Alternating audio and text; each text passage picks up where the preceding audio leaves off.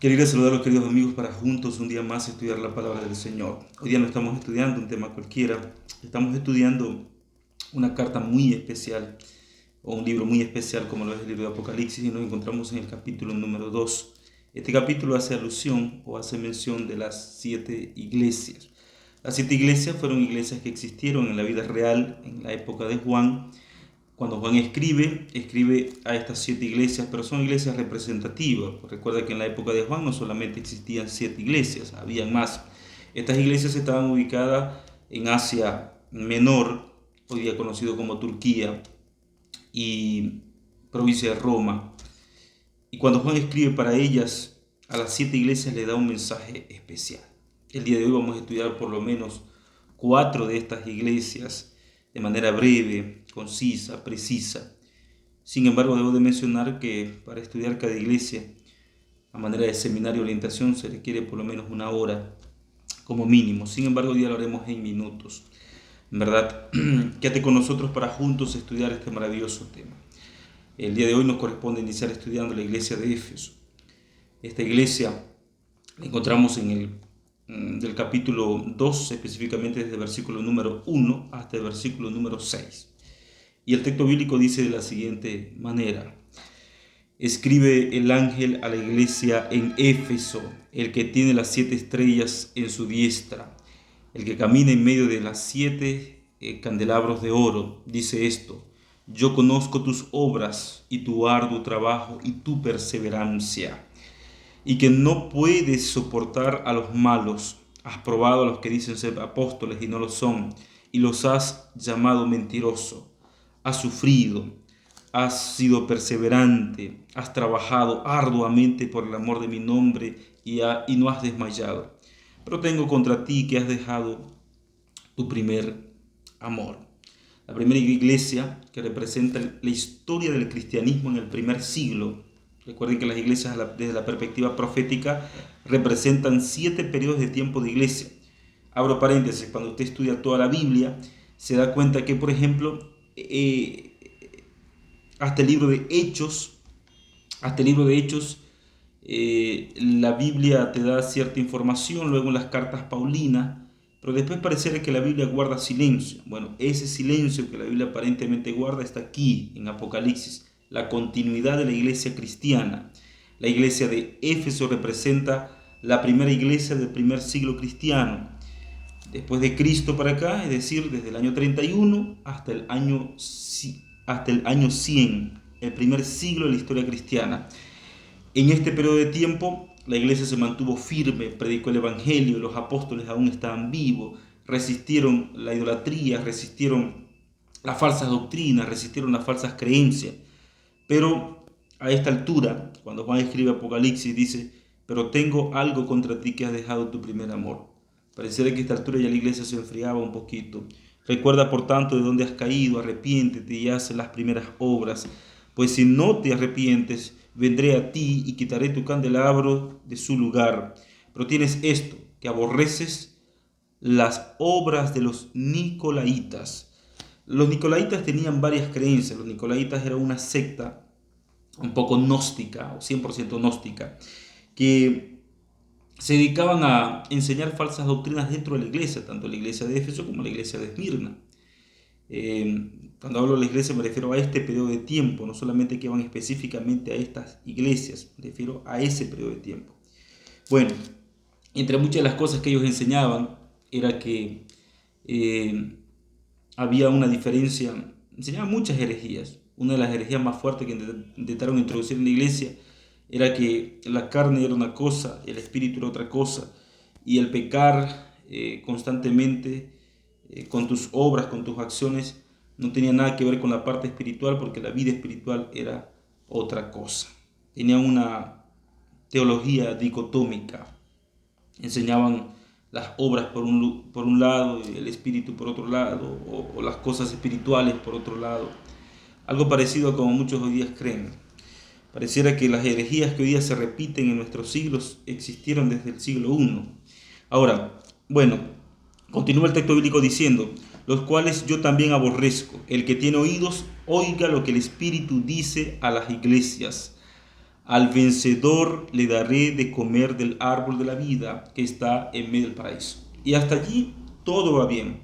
Entendamos entonces la iglesia de Éfeso como la iglesia del primer siglo, la iglesia cristiana, la cual el Señor le llama a vivir en el primer amor y a consagrarse a Dios al 100%. Ese llamado que el Señor hizo para Éfeso es el llamado también hoy día para nosotros, para que podamos depender del Señor, vivir para el Señor y hacer la obra conforme a la palabra del Señor. Pasemos a la iglesia número 2, la iglesia de Esmirna. La iglesia de Esmirna se encuentra en Apocalipsis desde el versículo 8 hasta el versículo 11. Cortos versículos, gran enseñanza. Vamos allá. Dice: escribe el ángel a la iglesia de Esmirna, el primero y el postrero, el que estuvo muerto y vivió, dice esto, dando a entender de que no está hablando Juan, está hablando Jesús, obviamente utilizando a Juan o por intermedio de Juan. Yo conozco tus obras y tu triste tribulación y tu pobreza. Gente, de todas las iglesias, una de las iglesias al que el Señor prácticamente no la reprende ni le reprocha nada es Esmirna, porque Esmirna se convierte en la primera iglesia en el segundo siglo del cristianismo en empezar a enfrentar las peores persecuciones. Si bien es cierto, desde el siglo I ya hubo persecución, Esteban fue asesinado como primer mártir, Jacobo es asesinado, Pedro es asesinado, los discípulos son perseguidos, pero en el siglo II la iglesia comienza a ser perseguida con mucha fuerza. Hay un emperador romano, Trujano. Trujano empieza, como el cristianismo era una organización religiosa ilegal, es el primero en dar el primer decreto de persecución, podríamos decir, aparentemente un poco leve contra los cristianos. Y junto con Roma se prepara para darle muerte a todos los cristianos que no se sujeten a las normas. No empieza una persecución como tal a buscarlo hasta donde ellos, pero si un cristiano era llevado hasta Roma, pues por ser cristiano, si no renegaba y rehusaba de su fe, era asesinado. Entonces por eso el texto dice: el primero y postrero, el que estuvo muerto y vivo, dice esto: yo conozco tus obras y tu triste tribulación, conozco tu pobreza, aunque eres rico, y la blasfemia de los que dicen ser judíos y no lo son, sino que son sinagoga de Satanás. Por eso le dice así: este es el consuelo para una iglesia perseguida. No temas lo que has de padecer, porque el diablo echará a algunos de vosotros en la cárcel para que seáis probados, y tendréis tribulación por 10 días.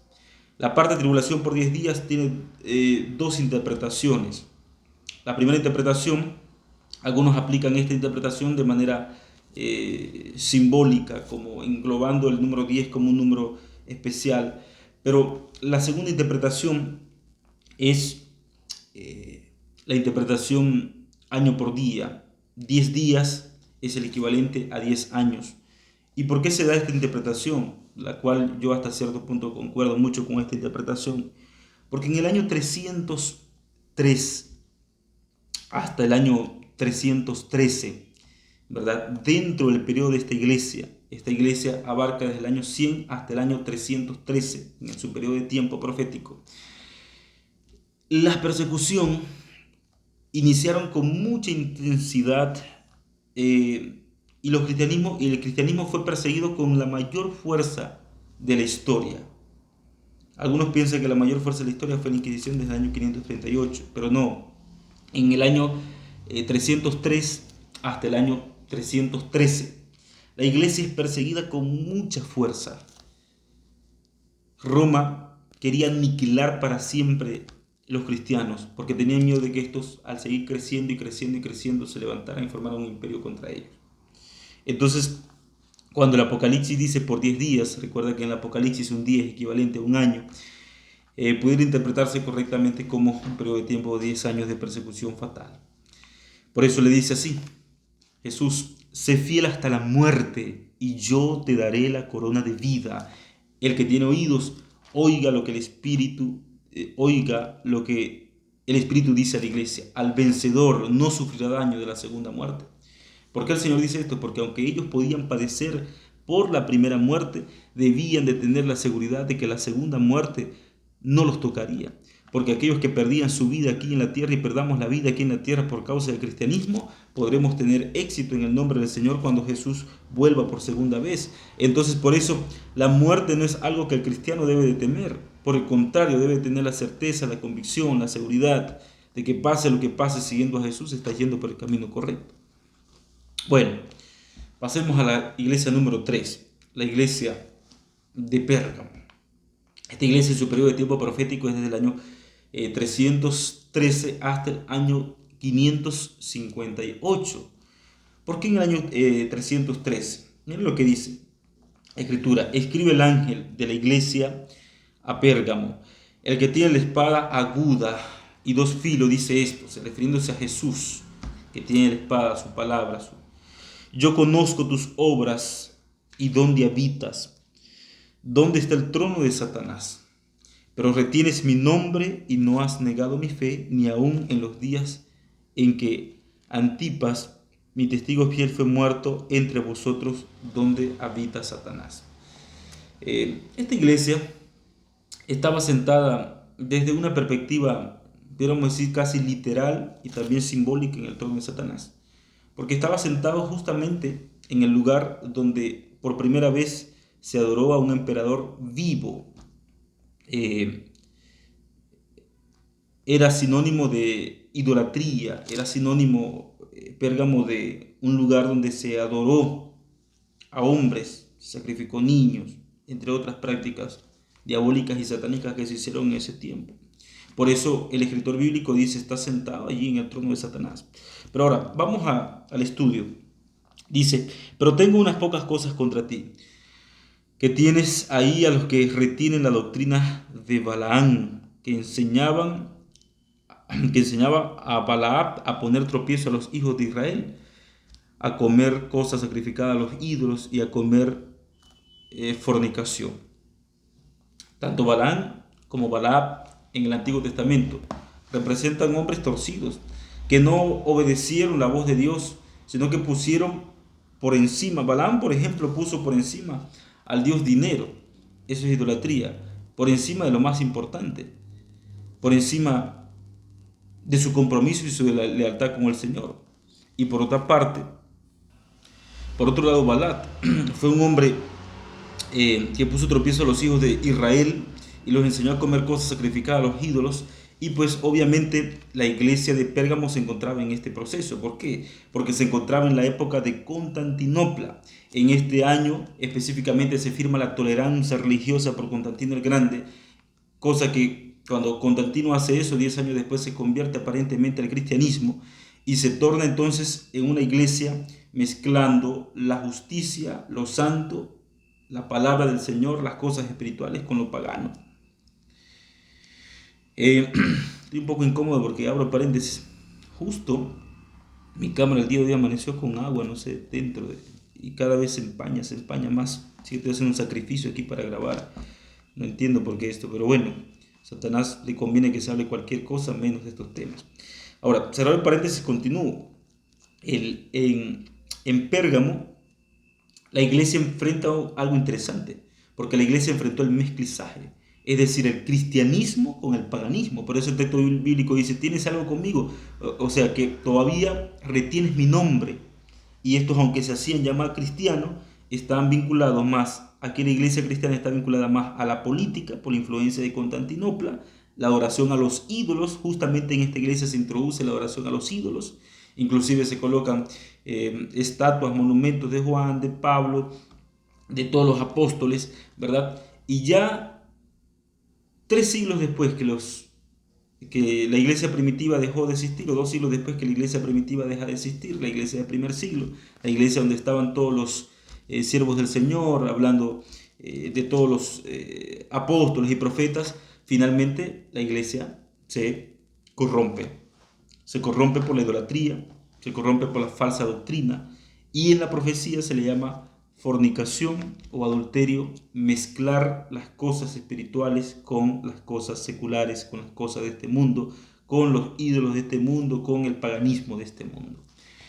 El texto bíblico continúa diciendo, Versículo 15, también tienes a los que retienen la doctrina de los nicolaitas, la que yo aborrezco. Por tanto, arrepiéntete, pues si no, vendré pronto hasta ti, pelearé contra ellos y con la espada de mi boca. El que tiene oídos, oiga lo que el Espíritu dice a las iglesias. Al vencedor le daré a comer del maná escondido y le daré una piedrecita blanca y en la piedrecita un nombre nuevo, el cual nadie conoce sino el que lo escribe.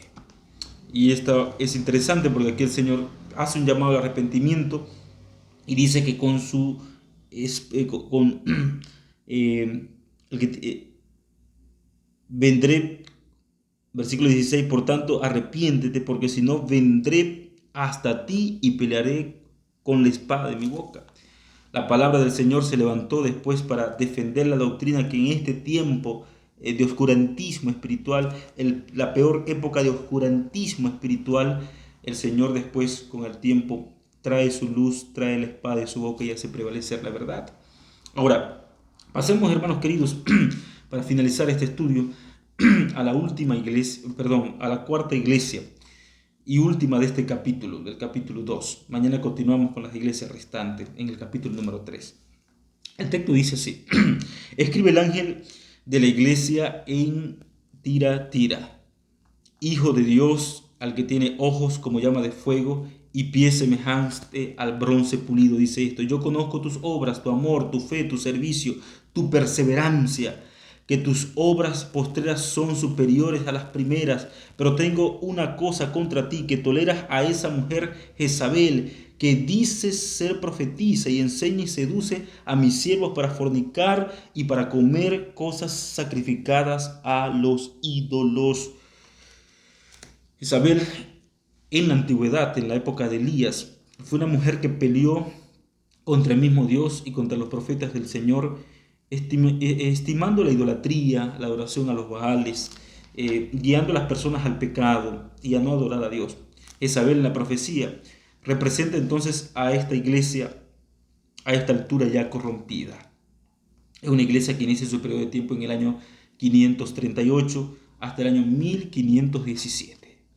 Es el periodo más largo prácticamente del periodo de oscuridad de la iglesia. ¿Por qué? Porque en esta época comienza a gobernar con todo poder Roma, Roma papal. Y Roma papal se queda con el nombre del cristianismo.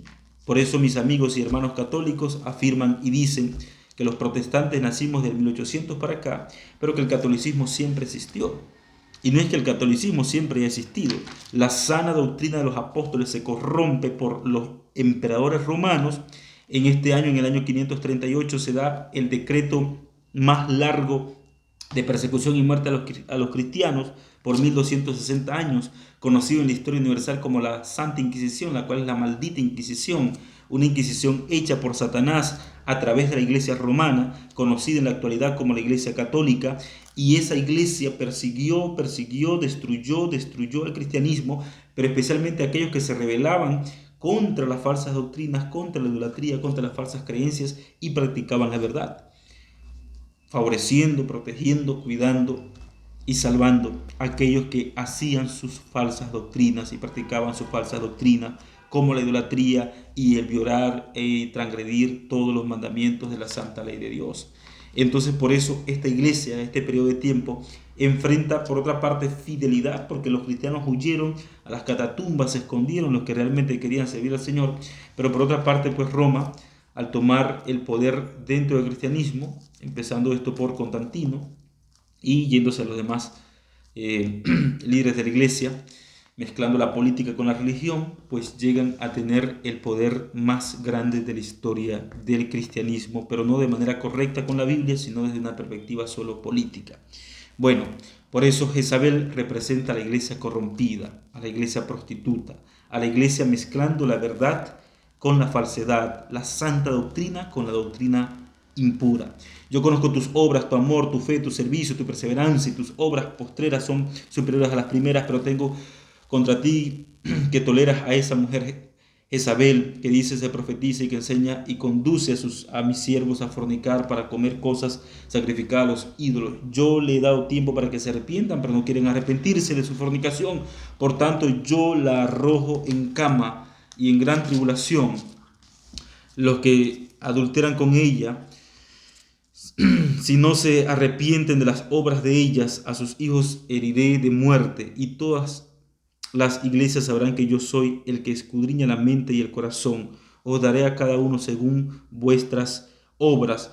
Pero a los demás que están en tira, en cuanto no tienen esa doctrina y no han conocido lo que ellos llaman las profundidades de Satanás, yo os digo, no os impongo otra carga, pero lo que tenéis, retenedlo hasta que yo venga. Al vencedor, y aquí se repite una vez más la palabra, el énfasis de la carta, al vencedor que guarde mis obras hasta el fin, yo le daré autoridad sobre todas las naciones. Esto se refiere a la vida eterna. Las regirá con vara de hierro y serán quebrantadas como un vaso del alfarero. Como yo también las he herido, las he recibido de mi Padre, y les daré la estrella de la mañana. El que tiene oídos, oiga lo que el Espíritu dice a la iglesia. Hermanos queridos, cada una de estas iglesias debe de estudiarse de manera específica. Cada iglesia es un tema en particular. Hoy día hemos intentado resumir en la menor cantidad de tiempo posible lo que hemos podido, pero tienes que recordarte algo. Aunque estas iglesias existieron en el tiempo de Juan, llevaba una aplicación profética para todos los tiempos. Y llegaremos hasta nuestro siglo en este estudio maravilloso, hasta nuestra época. Y en cada tiempo Dios tenía un mensaje especial para su iglesia. Pero el mensaje que dio a las iglesias en el pasado también sigue aplicando para nosotros hoy. Ahora olvídate de los cristianos del pasado y pensemos en el cristianismo presente. Piensa ahora y aplica la Biblia para ti. Y miremos si tal vez muchos de los errores cometidos en el pasado podemos estarlos cometiendo ahora en el presente. Que el Señor nos ayude a comprender este estudio, el cual continuaremos el día de mañana y entenderemos entonces la Biblia desde la perspectiva apocalíptica. Vamos a orar. Gracias, Padre, te damos por tu santa palabra. Danos un día bendecido. Permite que tu palabra pueda ser retenida en nuestros corazones para sostener siempre la sana doctrina. Oramos en el poderoso nombre de Jesús. Amén. Dios te bendiga. Nos vemos mañana para continuar este maravilloso estudio de las 7 iglesias. Nos vemos mañana.